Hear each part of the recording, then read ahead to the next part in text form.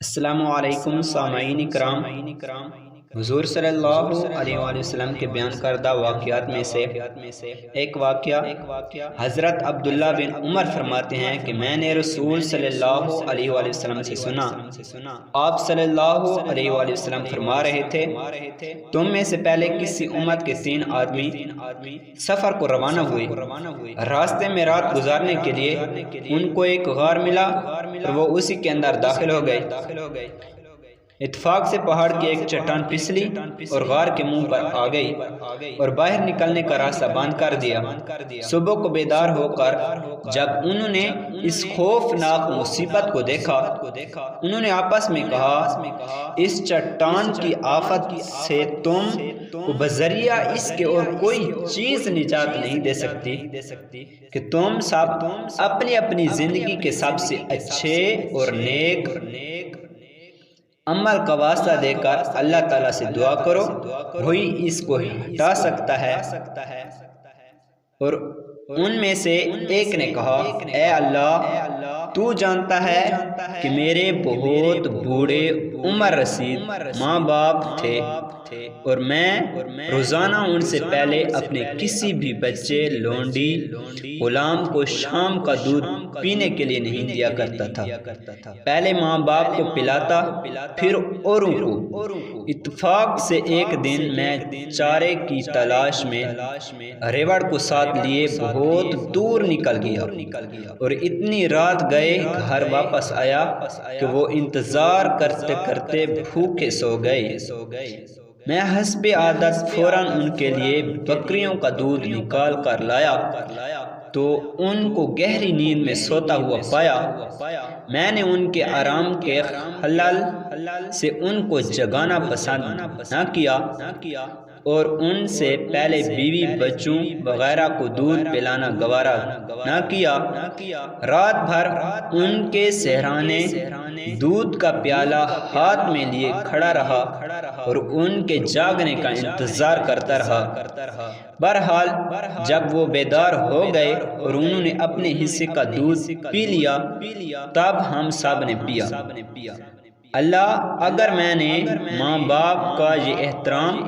اور خدمت تیری رضا کے لیے کی ہو تو میرے اس عمل نیک کے طفیل تو ہم سب سے اس چٹان کی مصیبت جس میں ہم گرفتار ہیں دور کر دے۔ اس کی دعا کے بعد وہ چٹان تھوڑی سی ہٹ گئی مگر اس سے وہ نکل نہیں سکتے تھے۔ دوسرے نے کہا، یا اللہ، تو جانتا ہے کہ میرے چچا کی ایک لڑکی تھی جو مجھے سب سے زیادہ محبوب تھی،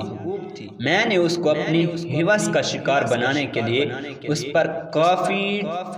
دوڑ ڈالے مگر اس نے صاف انکار کیا،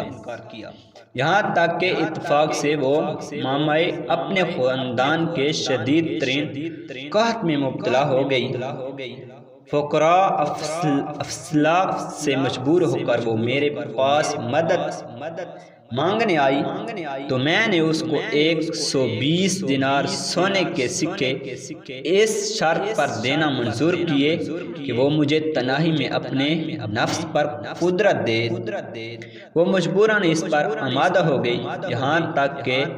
میں جب اس کی دونوں ٹانگوں کے درمیان بیٹھ گیا تو اس نے بڑی عاجزی سے کہا، ارے خدا کے بندے، اللہ سے ڈر، بغیر حق کے مہر کو مت توڑ، اس امانت کو ہاتھ نہ لگا، الہی صرف تیرا واسطہ دینے اور تیرے خوف کی وجہ سے میں فوراً ہٹ گیا، حالانکہ مجھے اس سے بے انتہا محبت تھی اور وہ اپنے نفس کو میرے سپرد کر چکی تھی اور میں جو چاہتا اس کے ساتھ کر سکتا تھا، اور وہ سونے کے سکے بھی جو میں نے اس کو دیے تھے اسی کے پاس چھوڑ دیے۔ یا اللہ، اگر میں نے یہ کام صرف تیری رضا کے لیے کیا تو اس مصیبت کو جس میں ہم سب گرفتار ہیں دور کر دے۔ اس کے بعد چٹان تھوڑی سی ہٹ گئی مگر پھر بھی وہ غار سے نکل نہیں سکتے تھے۔ تیسرے آدمی نے کہا یا اللہ تو جانتا ہے کہ میں نے ایک مرتبہ چند مزدوروں سے اجرت پر کام کروایا تھا اور کام ختم ہو جانے کے بعد میں نے ان سب کی مزدوری بھی دے دی تھی۔ ایک مزدور کے اس نے کسی وجہ سے اپنی مزدوری نہ لی اور چلا گیا۔ میں نے اس کی مزدوری کی رقم کو کاروبار میں لگایا یہاں تک کہ وہ کاروبار بڑھتے بڑھتے بہت زیادہ مال بن گئی۔ تب ایک دن وہ مزدور آیا اور اس نے کہا اے اللہ کے بندے میری مزدوری تو دے دے۔ میں نے کہا یہ اونٹ، گائے، بکریاں اور لونڈیاں، غلام سب تیری مزدوری کی پیداوار ہیں، آؤ اور شوق سے سب لے جاؤ۔ اس مزدور نے کہا اللہ کے بندے میرے ساتھ دل لگی نہ کر۔ میں نے کہا میں تیرے ساتھ دل لگی نہیں کر رہا، در حقیقت یہ سب چیزیں تیری مزدوری کی پیداوار ہیں اور تیری ہی ہیں۔ تو اس نے وہ سب مویشی اور لونڈی غلام سب مجھ سے لے لیے اور ہاں کر لے گیا اور کچھ نہیں چھوڑا۔